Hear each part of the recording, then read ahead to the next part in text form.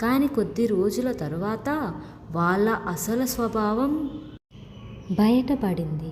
Cinderella తండ్రి ఎక్కువగా వ్యాపారం కోసం బయట ఉండేవారు.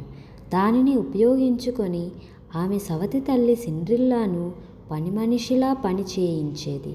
ప్రతి ఉదయం సిండ్రిల్లా లేచి ఇంటి మొత్తం శుభ్రం చేయాలి, వంట చేయాలి, నీళ్లు తీసుకొని రావాలి, బట్టలు ఉతకాలి.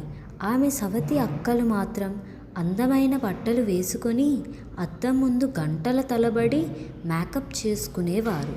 వాళ్ళు సిండ్రిల్లాను ఎప్పుడూ అవమానించేవారు. నువ్వు పని మనిషివి, నీకు మంచి బట్టలు వేసుకునే హక్కు లేదు అని ఎప్పుడూ తిడుతూ ఉండేవారు. సిండ్రిల్లా మాత్రం చాలా సహనంతో ఉండేది.